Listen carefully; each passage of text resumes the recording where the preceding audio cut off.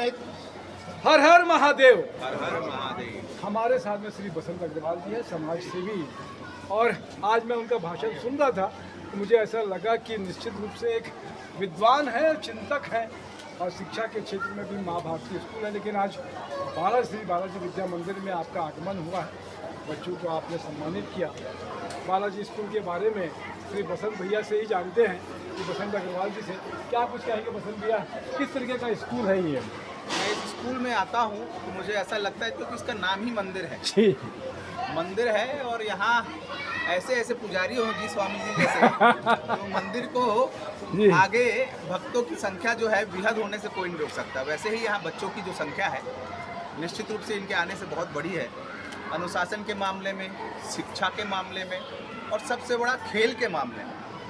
बालाजी विद्या मंदिर का नाम दूर दूर तक है। यहाँ के बच्चे नेशनल ही नहीं, इंटरनेशनल भी खेलते हैं और लगातार यहाँ से बच्चे निकलते हैं। बड़ी बड़ी स्कूलें जो कि नाम की हैं, उनको यह स्कूल टक्कर ही नहीं पीछे छोड़ देता है, मुझे ऐसा लगता है।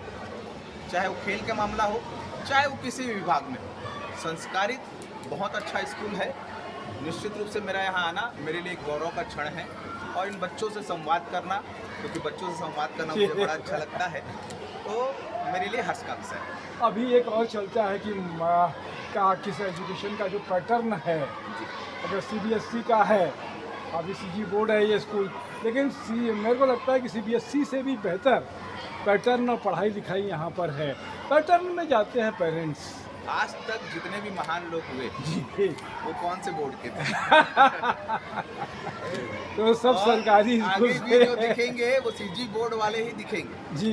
वो हमारे मन में और अभिभावकों ने ऐसा बैठा लिया है कि CG बोर्ड की, CBSE बोर्ड की, ICIC बोर्ड कोई भी हो, जो बच्चे के अंदर हुनर होता है और जो गुरु सिखाता है, गुरु ही महत्व करता है। पहले भी बहुत गुरु थे, लेकिन गुरु द्रोण को क्यों याद किया जाता है? गुरुओं की कमी नहीं थी। तो गुरु कैसा है इस पर निर्भर करता है, बोर्ड कौन सा है इस पर निर्भर नहीं करता। दूसरी बात, आप चिंतक भी हैं।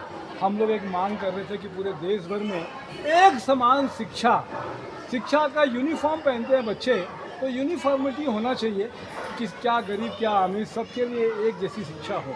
बिल्कुल सही है। एक जैसी शिक्षा, एक विधान, एक संविधान और एक जुबान होना किसी भी देश के लिए आवश्यक है, और निश्चित रूप से शिक्षा का एकीकरण करना जरूरी है, और आने वाले समय में इसमें निश्चित रूप से सफलताएं मिलेंगी।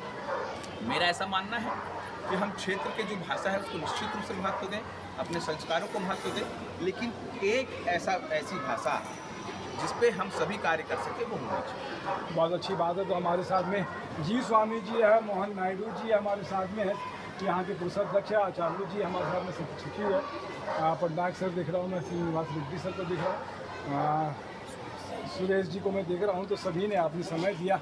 मैं तपेश जैन नरेंद्र ठाकुर साहब ने जय जोहार, जय छत्तीसगढ़, हर हर महादेव। गोविंदा गोविंदा।